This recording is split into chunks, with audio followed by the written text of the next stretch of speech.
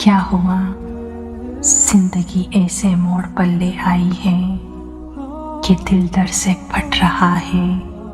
सारे सहारे छूट चुके हैं, सबने मुंह मोड़ लिया है।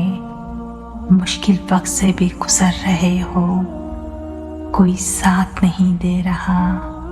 तो फिर सुनो, ये तो तुम्हारा रब ही चाहता है कि तुम इस दुनिया की रंगीनियों से बाहर निकलो, इस दुनिया के धोखे से बाहर निकलो।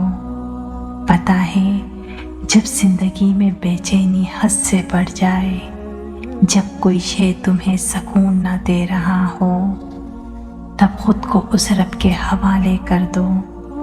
उस रब से बातें करो, उसे बताओ कि तुम कितनी तकलीफ में हो। जानते हो, वो रब बड़े ही प्यार से तुम्हारी बातें सुनेगा, क्योंकि तुम्हारा रब टूटे हुए दिलों की बड़ी सुनता है। अगर आज आपको लोगों के रवैये परेशान कर रहे हैं, तो छोड़ दें लोगों को। बस इतना याद रखना कि तुम्हारा रब तुम्हारे साथ है। वो रब कभी तुम्हें तन्हा नहीं छोड़ेगा। ये तो आजमाइश का वक्त है, और ये आजमाइश यूं ही नहीं आई, ये तकलीफ बेवजह नहीं मिली। तुम तो उस रब के लिए खास हो गए हो, तभी तो अल्लाह ने तुम्हें इन रास्तों से गुजरने के लिए चुना है। वो रब सब जानता है कि तुम ये सब कुछ बर्दाश्त कर सकते हो। बस इतना याद रखना, अगर लोगों के चेहरे वासे हो गए हैं, सबने साथ भी छोड़ दिया है, तो ये एक आजमाइश है, और इस आजमाइश के पीछे तुम्हारे रब की हिकमत है। और इस हिकमत में एक नेमत छुपी है, और इस नेमत को बस वही पाएगा जो सब्र, यकीन और शुक्र करेगा।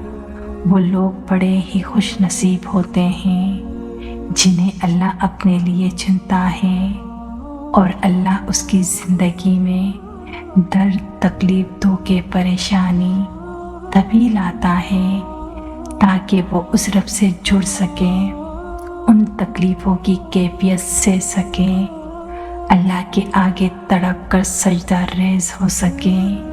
पता है, टूटने के लम्हे ही रब से जुड़ने के लम्हात होते हैं। तुम्हारा रब खुद फरमाता है कि तुम्हारी ज़िंदगी में आजमाइश आएगी, तुम अपने लोगों के हाथों सताए जाओगे, तुम्हें धोखे मिलेंगे, तुम पर इल्ज़ाम लगेंगे, और तुम्हें कैद में डाला जाएगा। पर इतना याद रखना, जैसे मैंने यूसुफ को तन्हा नहीं छोड़ा और यूसुफ को मिस्र का बादशाह बना दिया, तो फिर मैं तुम्हें भी थाम लूँगा और तुम्हें उस नेमत से नवाजूँगा जिसके तुम इंतज़ार में हो।